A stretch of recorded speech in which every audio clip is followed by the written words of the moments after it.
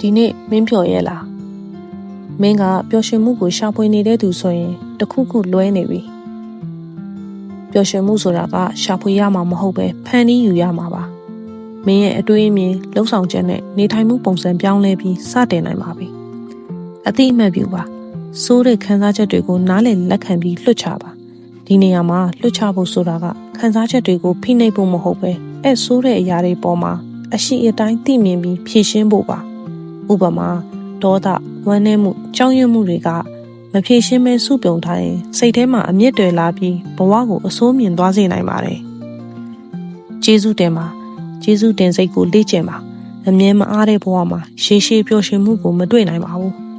အောင်မြင်မှုတွေများလာရင်တော့လူချင်းစိတ်ကမကုံတာကြောင့်တင်းငယ်တဲ့အရာတွေပေါ်မှာကျေးဇူးတင်တတ်ဖို့အရေးကြီးပါတယ်အသစ်တွေကိုစမ်းကြည့်ပါမင်းကိုစိတ်လှုပ်ရှားစေမယ့်အရာတစ်ခုခုကိုစမ်းလုပ်ကြည့်ပါခရီးသွားတာစားတောက်ဆိုင်အသက်သွားတာလူသစ်တွေနဲ့စကားပြောတာစတဲ့ရိုးရှင်းတဲ့အရာတွေကလည်းမင်းကိုပျော်ရွှင်စေနိုင်ပါတယ်ကိုချိုက်တာကိုကိုလုပ်ပါ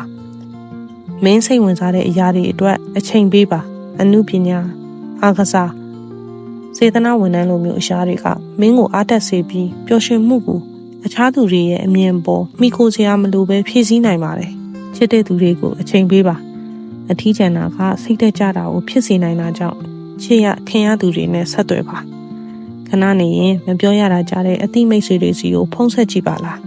ပျော်ရွှင်မှုတွေကိုမျှဝေပါ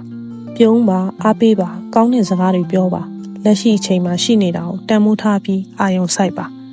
အတိတ်ကဝမ်းနည်းမှုနဲ့အနာဂတ်အတွက်စိုးရိမ်မှုတွေကိုအယမ်းမတွေးပဲအခုလက်ရှိကိုပဲခံစားပါရှင်သန်ပါ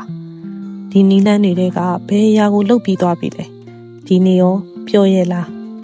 ပြောပြီးခဲ့အောင်နော်